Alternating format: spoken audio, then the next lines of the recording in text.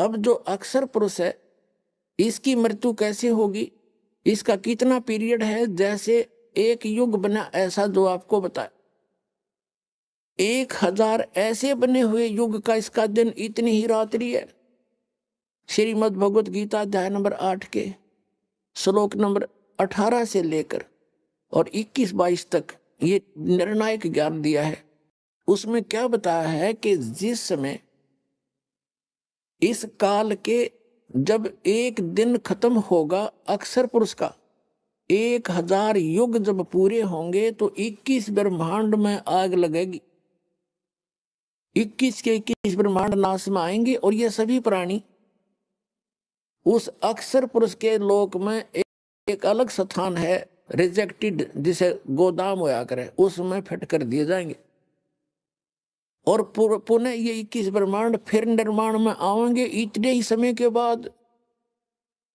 तब तक ये वहां पड़े पड़े सड़ेंगे, उन बोरियों के अंदर अलग से स्टॉक होगा इनका। और जब उस अक्षर पुरुष की जब रात्रि खत्म होगी तब तक ये 21 ब्रह्मांड पुनः निर्माण में आएंगे और इन सभी को जो जितनी जैसी जिसकी भक्ति थी उसी आधार पर पुनः इनको फिर से यहाँ पटक दिया जाएगा एक ब्रह्मांड में। फिर उस ब्रह्मांड से फिर पुनः शुरू होगी। तो फिर क्या होगा, इस अक्षर पुरुष की मृत्यु होगी। अब जो ये दास दिखाना चाहता, थोड़ा ये देखो बीच में श्रीमद् भगवत गीता,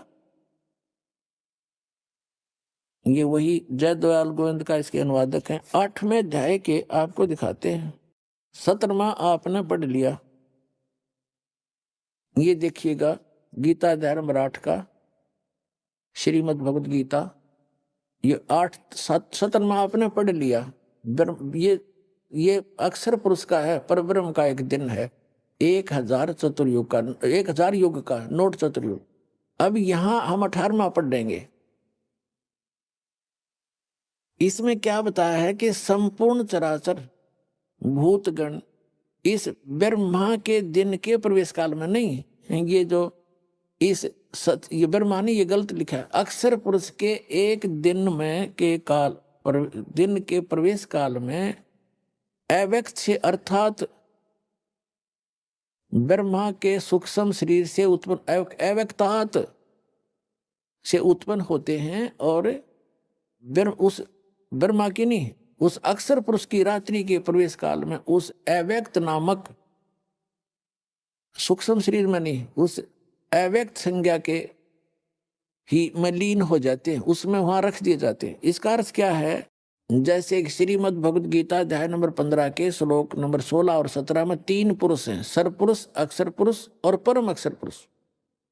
अब यहां वही 3 सिद्ध करने हैं। जैसे यहां क्या कहा है कि जब इस अक्षर पुरुष को यहां सेकंड अव्यक्त कहा है, ये दूसरा अव्यक्त है, लेकिन यहां इस प्रसंग में इसको अव्यक्त प्रथम कहा है।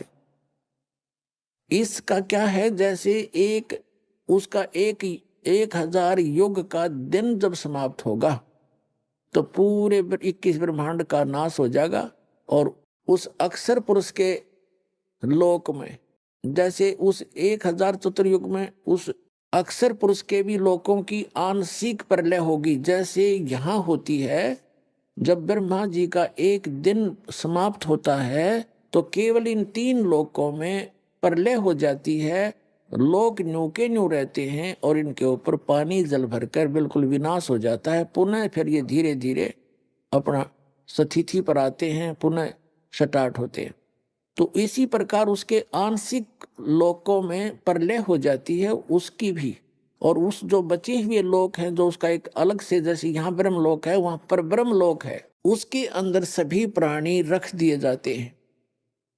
ये नीचे वाले भी और उसके आंशिक हुई प्रलय वाले भी वहां रख दिए जाते हैं।